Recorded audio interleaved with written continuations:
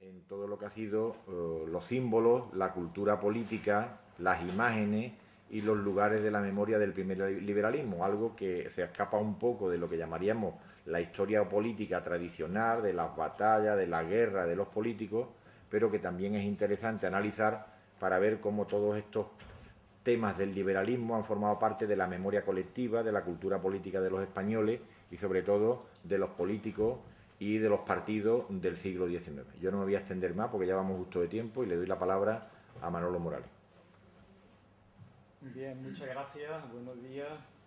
Gracias primero a Diego, por supuesto, antes de comenzar por la presentación. La breve presentación. Breve, pero bueno, como somos amigos de hace muchos años, lo prefiero así, y después las expectativas que se puedan despertar con una presentación más elogiosa no se frustran. Y gracias también, por supuesto, a los organizadores, la Universidad de Cádiz y la Consejería de Gobernación por la invitación, ¿no? Yo a veces lo digo, pero es verdad, prácticamente Cádiz es mi segunda casa, porque estoy aquí todos los años, por un motivo o por otro, pero en fin, bueno, no me entretengo más. Efectivamente voy a hablar de, como decía Diego, de lecturas, símbolos y lugares de la memoria, particularmente símbolos, lugares de la memoria, etcétera, que genera la Constitución de 1812. Y más concretamente voy a limitar la exposición a un periodo y a un tiempo y un espacio muy preciso. La referencia va a ser en la medida de lo posible siempre Andalucía, las manifestaciones simbólicas, rituales, etcétera, que se generan en Andalucía y en ese primer liberalismo. Básicamente hasta el sexenio democrático, aunque van a ser hasta el año 37, en que se reforma la Constitución del 12, prácticamente cuando la mayor parte de estas manifestaciones culturales tengan lugar. Pero en fin, básicamente eso. El punto de partida sería, y yo creo que esto no se le escapa a nadie, que estamos ante un nuevo tiempo. El principio del siglo XIX supone un tiempo nuevo, política y culturalmente hablando, en España. Primero tuvieron lugar algunas de las reformas de lo Ilustrado y después la coyuntura bélica, precisamente la coyuntura de la Guerra de la Independencia, va a permitir que lo que podríamos llamar la política llegue a la calle, a los espacios más abiertos. Es una realidad que se constata desde finales del 18 y principios del 19, y eso va a propiciar de alguna manera los cambios que se están sucediendo pues en esa misma coyuntura bélica concretamente. La experiencia indudablemente más notoria va a ser la Constitución de Corte o la creación de las Cortes y la elaboración de una Constitución, la primera Constitución con la que va a contar este país precisamente en nuestra historia contemporánea. Ese es el punto de partida. ¿Qué contempla esta Constitución? Pues saben ustedes básicamente todo lo que contempla la Constitución: división de poderes, proclamación de soberanía nacional, concretamente, división de poderes, después toda una serie de derechos y libertades que va a reconocer: libertad personal, propiedad, de imprenta, igualdad, etc. Bien, ese es el marco. Ahora, por ceñirme al tema del que yo le voy a hablar, eso no era suficiente, o así lo entendían precisamente los constitucionales gaditanos. Ellos son conscientes precisamente de que no es suficiente que la Constitución reconozca toda esa serie de derechos y libertades, sino que hay algo más. Y ellos son conscientes de que se está escribiendo una nueva página en la historia de este país, se está escribiendo una nueva historia, y esa nueva historia requiere de nuevos símbolos, requiere de nuevos códigos rituales, etcétera, que vengan a sustituir precisamente a los símbolos, a la emblemática representativa del absolutismo. Una simbología, la del absolutismo, que se había urdido precisamente con los hilos de la monarquía, con la trama de la monarquía y de la religión. Se trata de eso, de sustituir unos símbolos por otros. Es lo que se había venido haciendo en esa misma coyuntura, años antes, en Francia, y de alguna manera esa Francia revolucionaria va a servir también de alguna manera de modelo. Ya veremos algunos de los elementos nuevos concretamente. Son conscientes, por tanto, de eso, son conscientes de que hay que codificar nuevos rituales, de que hay que dar pie a manifestaciones de naturaleza cívica en la que la ciudadanía tenga el protagonismo, y son conscientes también ellos de que todos estos cambios que se están produciendo, cambios políticos, cambios simbólicos, cambios culturales, hay que transmitirlo a las nuevas generaciones, hay que procurar que supere el tiempo concretamente. ¿Para qué? Entre otras razones, para que las nuevas generaciones tengan precisamente conciencia del valor de la libertad. Y me van a permitir un paréntesis rápido. Siempre se dice, y sobre todo ahora que vivimos en este país en democracia desde hace 30 años, y siempre se dice, la libertad hay que ganarla día a día. Pues bien, esto es lo que van a decir los constitucionales gaditanos. Hay que transmitir precisamente a las nuevas generaciones el valor de la libertad y cómo hay que seguir luchando por ella. Y en ese sentido van a poner en pie pues toda una serie de elementos. Van a tratar de establecer un nuevo calendario, algo como habían hecho ya también los franceses. Van a permitir la aparición, van a incentivar la aparición de toda una serie de monumentos conmemorativos, de monolitos fúnebres, etcétera. Elementos que tienden precisamente a resaltar ese valor de la libertad, de la Constitución, etcétera. Bien, en este camino, ya le digo que son varios, las Cortes de Cádiz desde el mismo año 12-13 van a aprobar una serie de decretos, una serie de medidas tendentes precisamente a lograr este objetivo, como digo. Ahí no voy a detenerme mucho, pero sí en aquellos decretos más significativos, sobre todo por la trascendencia que va a tener. Hay un decreto de 15 de marzo del 13, en ese decreto del 15 de marzo del 13 las Cortes mandan solemnizar precisamente la proclamación, el aniversario de la proclamación de la Constitución. Estoy en Cádiz, no se me escapa, y no voy a decir esto de la Pepa, aparece por todas partes, desde que ayer llegué a Cádiz ya aparece de siempre, pero en fin, aparece por todas partes los carteles, los monolitos estos que han levantado con los colgajos de luces para los carnavales, pero que aparece también ya revestido con lo de la Pepa, etc. Pues bien, en definitiva se trataba de conmemorar esto.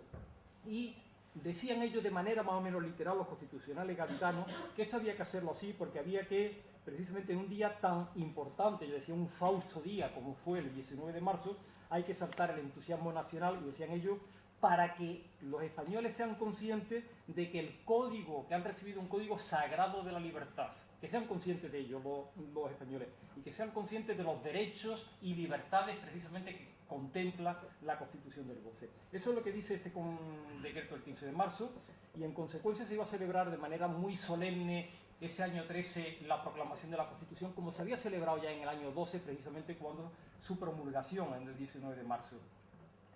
Va a haber otra serie de decretos, prácticamente con el mismo objetivo. El 4 de abril del 12, el año antes, habían aprobado un nuevo decreto en el que determinaban que un espacio concreto de la isla de León, de San Fernando, que se llamaba hasta entonces Manchón de Torrealta, vamos a ir pasando aquí, tienen ustedes la proclamación, una idealización de la proclamación de la Constitución, que se me olvidaba esto, de las imágenes. Aquí se puede ver, no sé si se puede ver bien, esto es una lápida que se puso en el año 2007, pero este decreto al que me refiero, concretamente de 4 de abril del 12, los constitucionales gaditanos lo que hacen es precisamente ordenar que este lugar que se llamaba hasta entonces Manchón de Torrealta, en la isla de León, pasase a llamarse a partir de estos momentos Campo de la Constitución. Como vemos, están creando ya los lugares también de la memoria, no solamente el calendario, sino lugares de la memoria.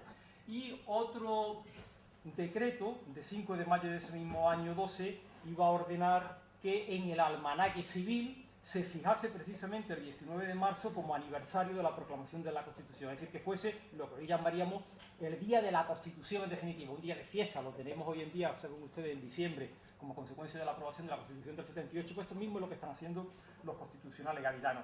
Y un último decreto al que me voy a referir.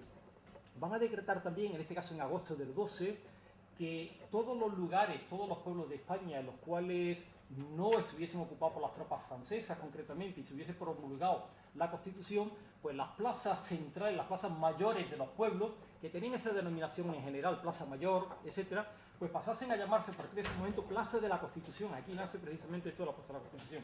Y que al mismo tiempo se hiciese constar concretamente el nuevo nombre en una placa que había que erigir, que había que levantar precisamente ese mismo hecho.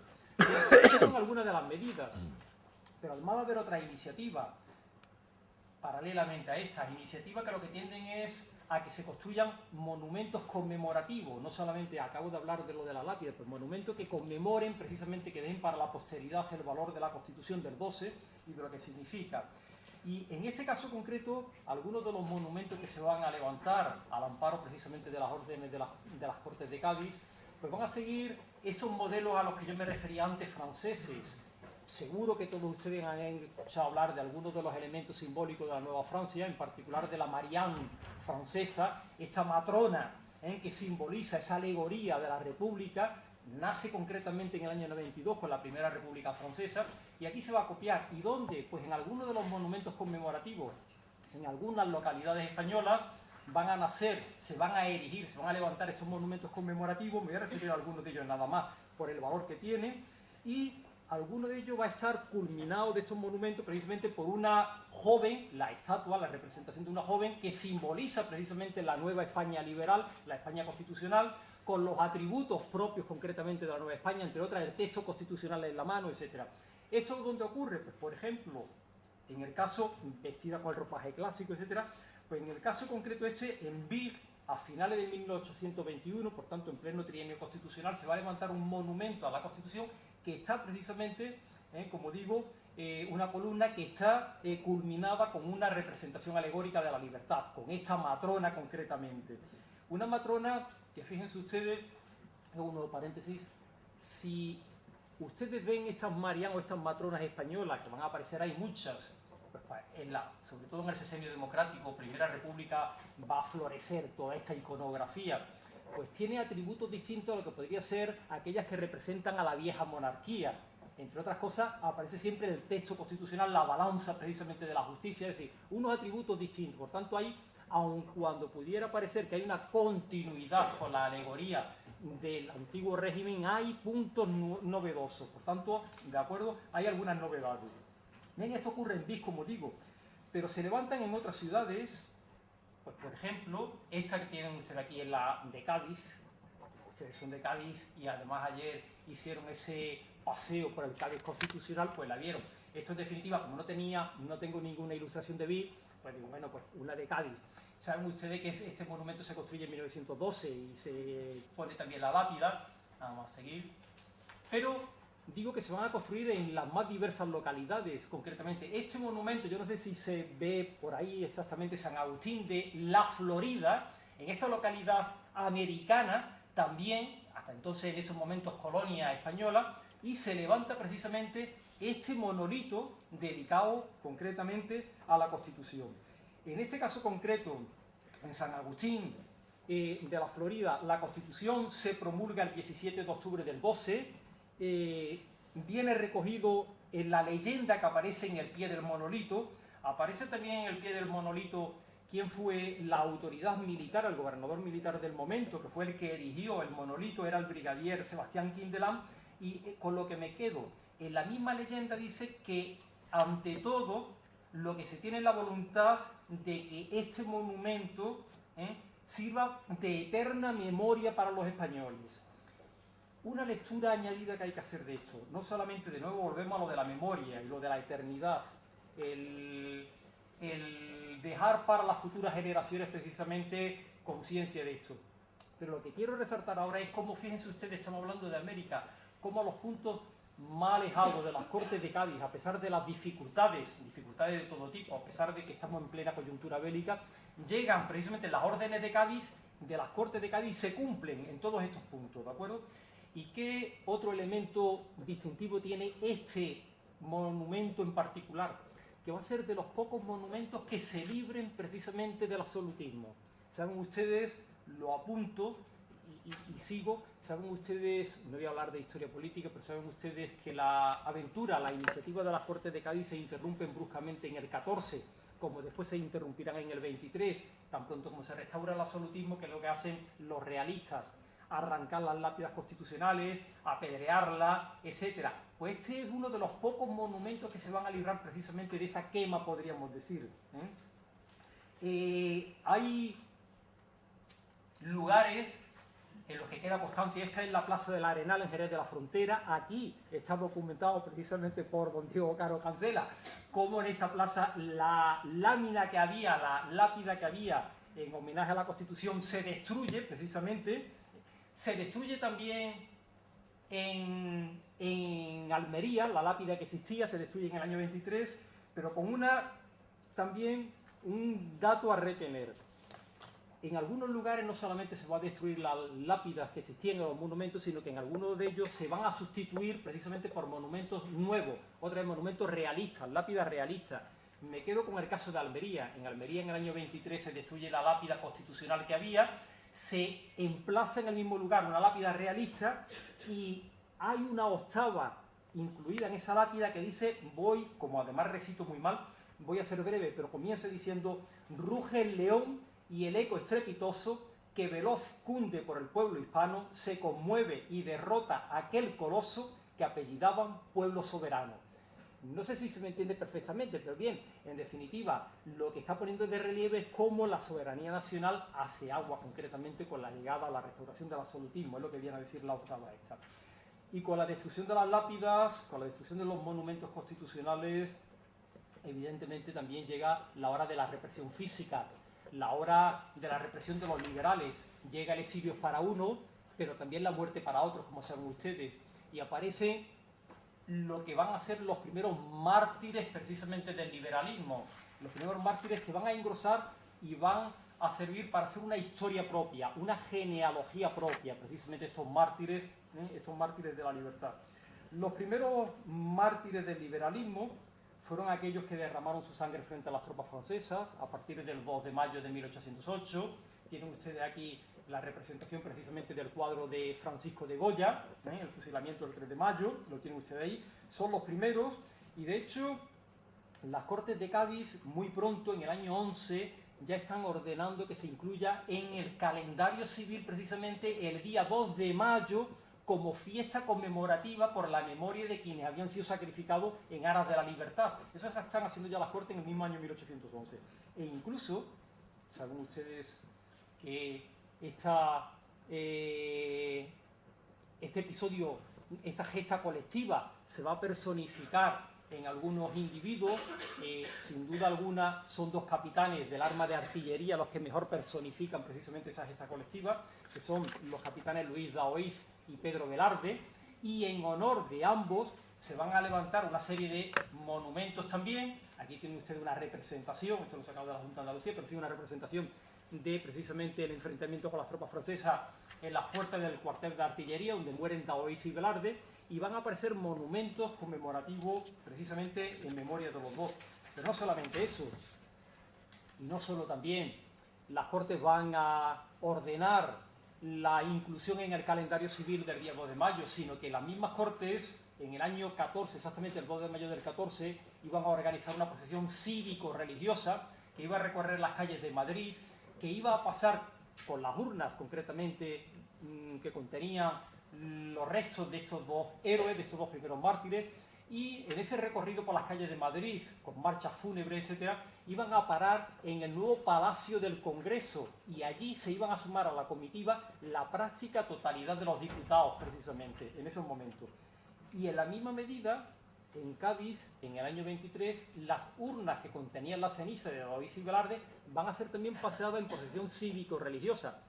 Nuevo paréntesis, si me permiten ustedes, puede parecer que doy un salto, lo doy en el tiempo, pero no en el espacio. Yo no sé si ustedes recuerdan o han visto cómo en el primer franquismo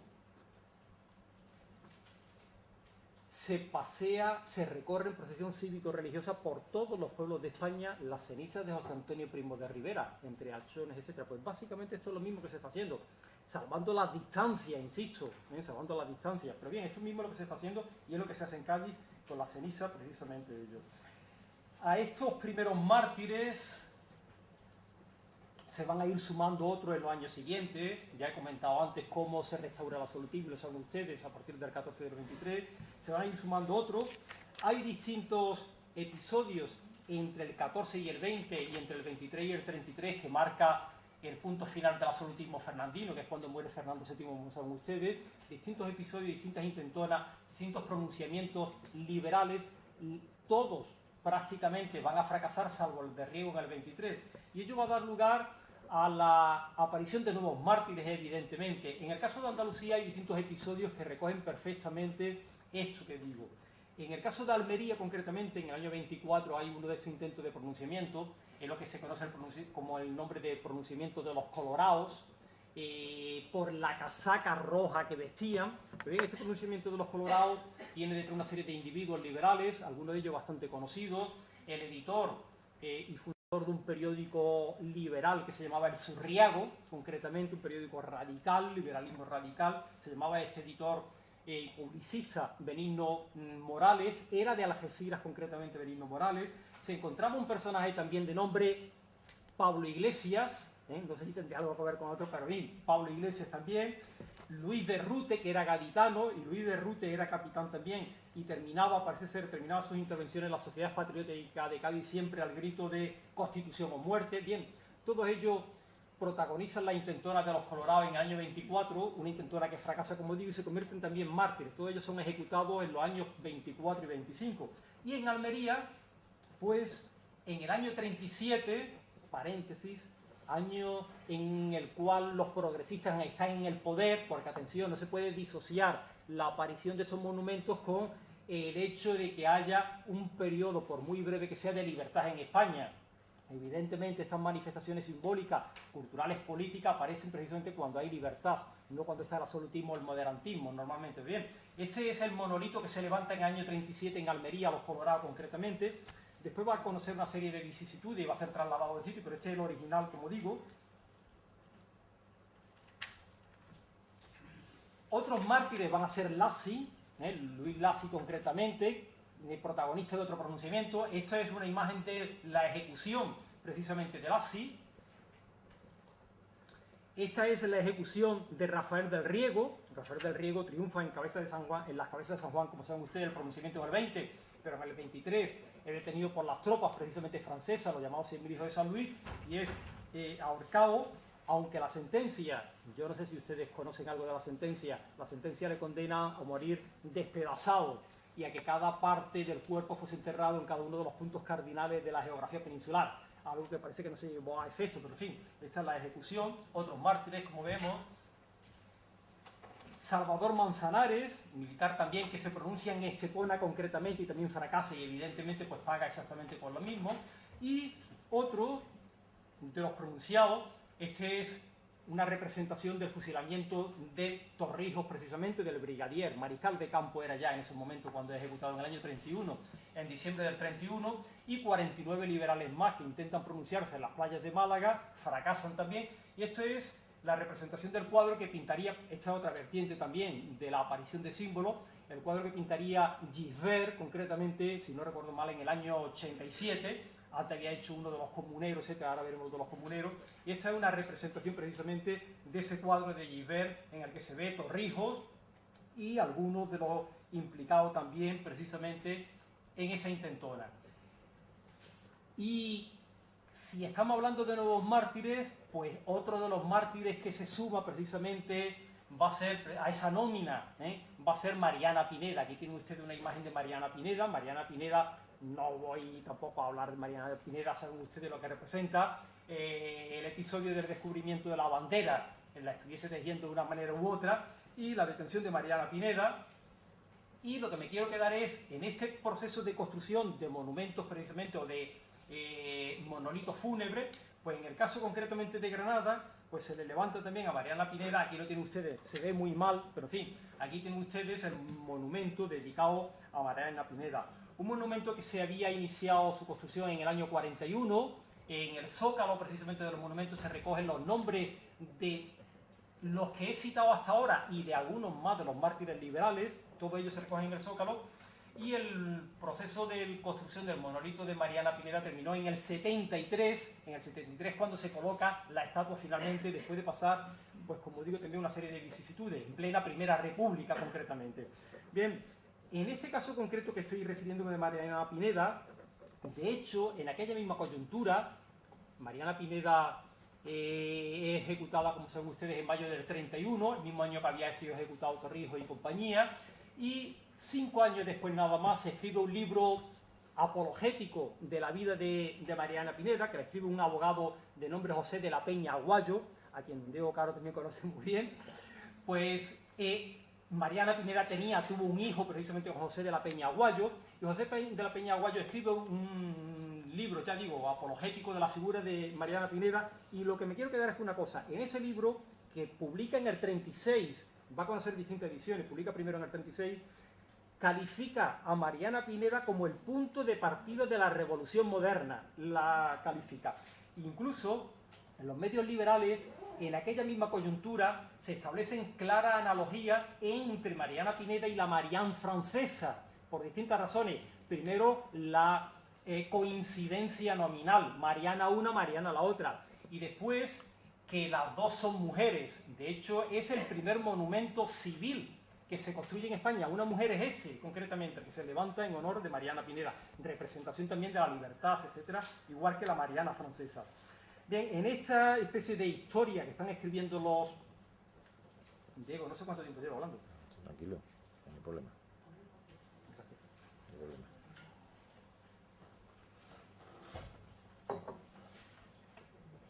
En esta genealogía, en esta historia que están escribiendo los liberales, van a tener también cabida lo que se van a considerar en esa misma coyuntura de los años 20-30 como los precursores precisamente del liberalismo. ¿Quiénes iban a ser los precursores?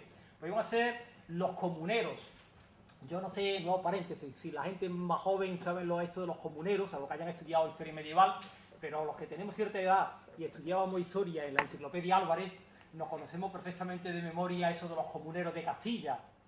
Los comuneros de Castilla, Padilla, Bravo y Mardonado. Pues bien, los liberales españoles doceañistas van a considerar que los precursores en esa genealogía liberal van a ser precisamente los comuneros. Padilla, Bravo, Mardonado, pero también el Justicia Mayor de Zaragoza, de Aragón, que era Juan de Lanuza, que es ejecutado, mientras que los primeros son ejecutados en el año 1521, Juan de Lanuza es ejecutado en 1591, y van a sumarse a la nómina, precisamente como os digo.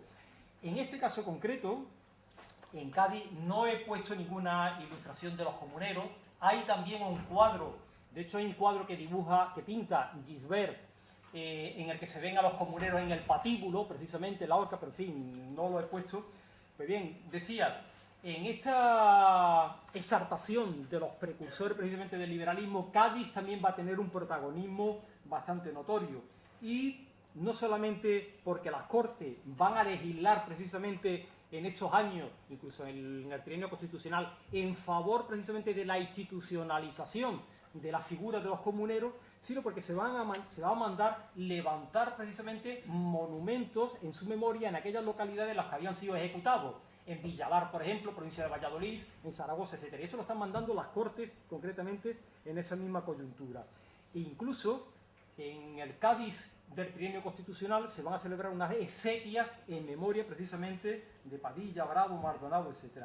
Bien, con todo esto lo que se trata es de dejar, como yo decía al principio, constancia del valor de la libertad, pero también de cómo la muerte de los sacrificados, cómo la muerte de estos héroes no había sido una muerte que se había derramado en vano, de ninguna de las maneras. Había que dejar constancia de que esto tenía un valor, estas muertes no habían sido en vano. Y esto se va a hacer constar en múltiples ocasiones. Y normalmente en estos monolitos a los que antes me referí, se incluían una serie de leyendas, de cartelas, cartelones, en mármol en algunos casos, en bronce en otros, en los que se dejan recoger una serie de leyendas, de máximas, con este mismo sentido. Me voy a referir a dos nada más, no voy a cansarles. En este monumento que ven ustedes aquí, este es el monumento que se levanta en memoria precisamente de Torrijos y sus compañeros de infortunio, en una plaza, que era la Plaza de la Merced, que se va a pasar a denominar a partir del año 42, esto es 1842, vuelvo a lo que decía antes, trienio esparterista, por tanto los progresistas en el poder de nuevo. Pero bien, se levanta en esta plaza, aquí justo debajo están los restos de Torrijos y compañía, todos los 49, salvo un irlandés, Robert Boyd, que iba en esta expedición, como la de los Colorados, también había ingleses, gibraltareños, etc., y que fue enterrado en el cementerio inglés de Málaga. En este caso concreto están todos, como digo. Bien, pues aquí, no sé si ven ustedes donde yo estoy señalando con el cursor, estos son cartelones de bronce, y en cada uno de ellos hay una serie de leyendas. Voy a referirme a dos nada más, porque tienen relación con esto que digo. En una de estas leyendas dice, a vista del ejemplo, ciudadano, antes morir que permitir tirano. Paréntesis. Esto es lo que diría después Pasionaria, años después de otra manera, no es ni más ni menos que lo mismo. Repito, a vista de ejemplo, ciudadano, antes morir que permitir tirano. Y la otra leyenda, la otra máxima dice, el mártir que transmite su memoria no muere, sube al templo de la gloria. En definitiva, lo que yo comentaba antes, ese intento de dejar para la posteridad el valor del sacrificio, como digo.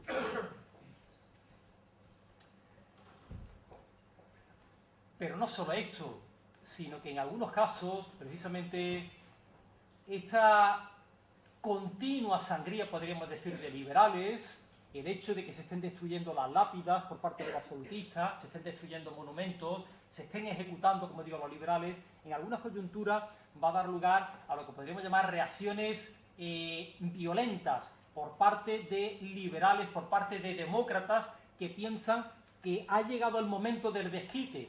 Hay algunos ejemplos de esto que digo. En el año 68, justo en los mismos días en que se está produciendo en Córdoba concretamente, justo en los mismos días en que se está produciendo la Revolución de Septiembre del 68, hay un médico cordobés, republicano, demócrata, después republicano, de nombre Francisco Leiva Muñoz, va a escribir una memoria. Pues bien, Francisco Leiva Muñoz en esa memoria va a reconocer que él es uno de los que entró en la Diputación Provincial y destruyó los cuadros que había de Fernando VII y de Isabel II. He traído aquí algunos de los cuadros. Vamos, de los cuadros. Bueno, esta es la Revolución de Septiembre, precisamente, ¿qué les voy a decir a ustedes? Como son de Cádiz, pues aquí tienen ustedes Cádiz, en la Revolución de Septiembre, la escuadra precisamente en la bahía. Aquí tienen ustedes a don Fernando VII y aquí Isabel II, ya en la Revolución una caricatura que se hace de Isabel II cuando se tiene que exiliar una vez que ha triunfado la Revolución, después de Alcolea. Pues bien, este médico cordobés participa precisamente en la destrucción de estos cuadros, de estos retratos de ambos, ¿de acuerdo? Bien, y mientras ocurre todo esto también, en aquellas coyunturas en las que los liberales están gobernando, las calles españolas se van a ver llenas de procesiones cívicas. Es decir, esto aquí tenemos de nuevo el modelo francés. En las calles se recorren en procesión cívica frente a la procesión religiosa. Una novedad de la procesión cívica que normalmente está precedida por el retrato del liberal de turno, sea Riego, sea Espartero en el trineo esparterista, sea Arco Agüero, etc. Esta es una ilustración de Arco Agüero, precisamente, proclamando la Constitución en San Fernando concretamente, de San Fernando. Pues bien, esto va a ocurrir periódicamente, como digo. En el trienio constitucional, en Cádiz concretamente, fueron múltiples las procesiones cívicas que se hicieron detrás del retrato de Riego. Incluso en algunas de ellas participó directamente el propio Riego. El propio Riego dicen quienes se han ocupado un poco de su figura, que era una persona un tanto, vamos a llamarla, osada para todo. Y él era el primero, si había que hacer una procesión cívica, él era el primero que estaba allí haciendo la procesión cívica. Si había que enfrentarse a quien fuese, él era el primero. Pues bien, Riego se iba a poner al frente, como digo. Y estas procesiones cívicas van a verse dotadas de nuevos símbolos identitarios del liberalismo, símbolos identificadores, símbolos en la vestimenta, pero símbolos también en los himnos, en la música. Pues, por ejemplo, en los años del trienio constitucional se ponen de moda las escarapelas constitucionales, que son símbolos identitarios, lo que hoy llamamos, o llaman algunos PIN, en definitiva, estas escarapelas, bueno, llámenla ustedes como quieran, ¿de acuerdo? Es un símbolo identitario del liberalismo, con unos colores determinados, concretamente. Y con una leyenda, algunos de ellos, vuelvo a remitirme, leyenda, por ejemplo, libertad constitucional, constitución o muerte, era la leyenda que tenían estas escarapelas, las cintas verdes, moradas, etcétera. Aparecen también las aleluyas, exaltando el valor de la Constitución. Aquí tienen ustedes una aleluya, en la que se ve toda una serie de viñetas, en la que se exalta la Constitución, no voy a detenerme. Aparecen también las banderas, las nuevas banderas. Si ustedes recuerdan, han visto el episodio, saben algo del episodio de la bandera que estaba tejiendo, al parecer no la tejía ella, pero en fin, que la tejiese Mariana Pineda, pues era morada y verde. Pero si ustedes se entretienen en leer un libro que se le dedica a Torrijos, que se publica en el año 1931, en el primer centenario, ahora volveré sobre ello, Luis Cambronero, dedicado a Torrijos, pues se recoge, y lo dice la Gaceta de Madrid, a la gavilla, al grupo de Torrijos que se intenta pronunciar en el año 31, cuando lo detiene, además de armamento, etcétera, le cogen banderas, literalmente cito, banderas tricolores, sigo citando literalmente, roja, amarilla y violada. Interpreten ustedes si era violada, si era morada, si era violeta, si era azul, que esto hay también disquisiciones, pero en fin, bandera tricolor es la que le cogen concretamente a Torrijos en el año 31. Bien, se trata, como digo, de una serie de símbolos que están apareciendo en esos momentos, como las aleluyas, como decía. Se recurre también a las barajas constitucionales, aparecen precisamente en esa coyuntura. Esta es una baraja que se imprime en el año 1822 y la imprime precisamente aquí tienen ustedes, bueno, esta baraja concretamente la imprime Simón Ardit Iker, que era un impresor barcelonés que en esa coyuntura concretamente era sargento del batallón de milicianos voluntarios de Barcelona, y él imprime precisamente esta baraja constitucional. En la página del Congreso de los Diputados hay dos ejemplares distintos, lo pueden ustedes consultar, que ahí es donde lo he sacado. En la Biblioteca Nacional está la plantilla también, etc. Y como ven ustedes, pues bien, esta baraja lo que se hacía era representar alegóricamente a España, o bien mediante el león en este caso concreto. Se saltaba la figura de esos héroes y de esos mártires a los que ya antes me referí. Ahí lo tienen ustedes. Se puede leer Velarde, Lacy, López, Quiroga, López Baño, Quiroga, etc. Ahí lo tienen ustedes. ¿Cuál es la significación de esta baraja constitucional? Pues es una baraja tradicional, pero los palos se sustituyen precisamente por nuevos elementos. Los oros son textos de la Constitución, las copas son, es decir, cada palo se está sustituyendo por un elemento nuevo, como digo, y que tiene que ver con la Constitución concretamente. Y en este mismo sentido, yo hablaba antes de la música, de la canción, pues también la música es un elemento innovador, un elemento movilizador concretamente, es un medio de movilización de los liberales en esa coyuntura. No voy a referirme, o sí, evidentemente el más conocido, el himno de Riego, que duda cabe, himno de Riego, precisamente en honor del mismo general, y que después la Primera República lo va a reconocer como himno oficial. Pero hay otras muchas canciones, letrillas, etcétera, que aparecen precisamente en los años 10, en los años 20, concretamente en los años 30. Concretamente en un periódico gaditano, me refiero a algunas otras, que se llamaba La Campana del Lugar. Por este periódico gaditano, en el año 13, se recogieron toda una serie de letrillas que tenían un marcado acento jacobino, concretamente, y se debían a un médico de la Armada, concretamente de nombre Manuel de Navas. Me quedo con una para que vean ustedes el matiz en el acento jacobino al que antes me refería. Una de estas letrillas dice: van, bin, bombarda, sonando, la sangre debe correr, la sangre de los traidores, cuyo Dios es su interés. La libertad no se planta en su fuerza y robustez, mientras tenga más de 4, puesta en su sitio la nuez. Evidentemente, ¿dónde tenían que tener la nuez según él? En la guillotina, evidentemente, para que no acabasen con la Constitución. Bien, hay otros himnos, por ejemplo, los colorados, no voy a referirme, pero los colorados también van a contar con un himno propio, que Benigno Morales, ya dije antes que Benigno Morales era periodista, etcétera, va a componer, y llamó el Grito Nacional, etcétera.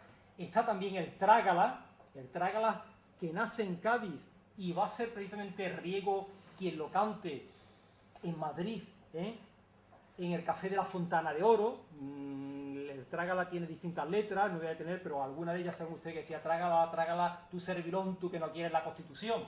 Hay por aquí alguna imagen dedicada a esto, ahí lo tienen ustedes: Trágala perro, que era otra de las letras, metiéndole a los realistas precisamente la Constitución, como fuese, pinchándole. Esto es un café, no es el mismo, pero en fin, el café de la época, concretamente. En el café, aquí tienen ustedes los liberales, los progresistas, pues arengando y cantando, etcétera. Aquí tienen ustedes la letra del himno de Riego, etcétera. Bien, voy terminando. En definitiva, todos estos medios a los que me referí, fijación de un calendario propio, levantamiento, construcción de monolitos conmemorativos de la Constitución, de monumentos fúnebres, creación de aleluyas, de barajas, himnos, etcétera. Todo esto sirvió para lo mismo, sirvió para precisamente poner de relieve el valor, como yo decía, de la Constitución. Y es que la Constitución no solamente fue en esa coyuntura hasta el 37 en que se reforma la Constitución del 12 un elemento central en el discurso liberal, sino que sirvió también como referente último para la construcción de un sistema de representaciones, el sistema que identificaba el primer liberalismo en definitiva. Eso es lo que hace. Ejemplos de esto hay múltiples, además de los que he citado, y que van a seguir en el tiempo a lo largo de los siglos XIX y XX. Yo me he limitado prácticamente a los años 20, 30, siguen conmemorándose esto. Yo ponía antes la imagen del monumento a las Cortes de Cádiz de 1912, sigue en el Sexenio Democrático la coyuntura de los años 80 y 90 del siglo XIX, etc. Por tanto, no voy a repetir nada de esto. Lo que sí quiero destacar es cómo el valor de la Constitución del 12 trasciende el tiempo y trasciende hasta llegar a la misma Segunda República. Me quedo con dos episodios que ponen de relieve esto que estoy diciendo. Esa trascendencia del tiempo, insisto, en periodos concretos de libertad, que desgraciadamente en este país no han sido muchos los periodos de libertad, han sido periodos breves, pero en fin, periodos de libertad, como digo. En el año 27, Federico García Lorca va a poner en escena, la había terminado antes, 2 años antes, en el año 25, había terminado de escribir su Mariana Pineda, la tragedia dedicada a Mariana Pineda, que de alguna manera está basada en el libro precisamente de la Peña Aguayo, de José de la Peña Aguayo, al que yo antes me refería. Se estrena en el año 27 por primera vez, se estrena en Barcelona, Mariana Pineda, la compañía de Margarita Sirgu, saben ustedes que es un mito también Margarita Sirgu del republicanismo, y con decorado de Salvador Dalí. Bien, lo que quiero destacar es que entre ese año 27 se estrena en Barcelona primero, después el mismo año en Madrid. Pues bien, entre ese año 27 y el año 31 se va a publicar, se va a estrenar solo en Madrid, se va a representar más de una treintena de veces. Era el mejor ejemplo del eco que tenía precisamente el primer liberalismo que seguía teniendo. El mismo Lorca iba a ser en esa tragedia, iba a incluir un romance, yo no sé si ustedes han leído o han visto, representan Mariana Pineda, pues hay uno de los romances, en una de las escenas, si no recuerdo mal la escena octava me parece que aparece el romance precisamente dedicado a otro de los liberales, a Torrijos. Torrijos, tengo para aquí la letra, pero sí, no la voy a leer. Y él mismo hace el dibujo, el mismo Lorca hace el dibujo precisamente que representa alegóricamente la muerte de Torrijos. Esta es, concretamente, que la recoge, como digo, en ese... Bueno, esta era la primera. Bien, el otro episodio al que me iba a referir, digo, para poner de relieve el valor de la Constitución y cómo trasciende el tiempo, tiene lugar 4 años después ya, en el año 31, en diciembre de 1931, una institución malagueña, la Sociedad Económica de Amigos del País, organiza una serie de actos en conmemoración para celebrar el primer centenario de la muerte de Torrijos y los 49 liberales. Y en esos actos tienen cabida distinto se publica un libro, como yo decía antes, un libro dedicado a la memoria de Torrijos, que el autor es Luis Cambronero, se monta una exposición y se organiza un ciclo de conferencias. Y este ciclo de conferencias lo va a cerrar don Miguel de Unamuno. Pues bien, don Miguel de Unamuno, en esa conferencia de clausura precisamente de estos actos, va a resaltar la continuidad que a su juicio había entre el primer liberalismo del 12, entre Torrijos, Riego, etcétera, lo que representaban Torrijos y Riego, etcétera, y la democracia republicana. Y él dice de manera más o menos literal, porque ese hilo conductor lo marcan los símbolos, las ideas, que son prácticamente los mismos. En definitiva, quienes habían estado pronunciando en contra del absolutismo en los años 10, 20, 30, en definitiva, podríamos decir que eran ciudadanos que tenían un claro compromiso cívico, un claro compromiso político. Era lo que quería resaltar precisamente Miguel de Unamuno en esa coyuntura de diciembre del 31. Nada más, muchas gracias. Muy bien.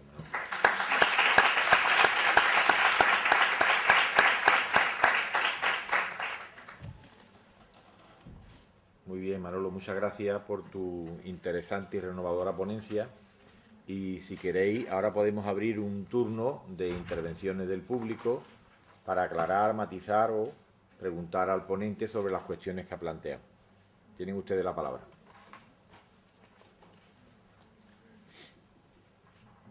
Lo he aburrido. No, Iván, hombre, estaba muy bien. Está muy interesante. ¿Alguna pregunta? ¿Ha quedado todo claro entonces? Muy bien. Esto es como una encuesta sociológica, ¿no? O no se han enterado de nada. Hombre, no, está muy bien. No se va a enterar de nada, ¿eh? Bueno, pues... Me levanto, ¿no? No, espérate. No hay entonces ninguna intervención, ¿no? Bueno, pues, si no lo hay, yo le agradezco a Manolo su presencia. Te puedes retirar, Manolo, porque vamos a continuar de inmediato con la sesión de comunicaciones para luego tener un descanso un poquito más amplio, ¿eh? Entonces, Manolo, gracias e invito a que me acompañen en la mesa los primeros comunicantes, que son Miguel Ángel Chamoso Cantudo e Isabel Ramos Vázquez, de la Universidad de Jaén.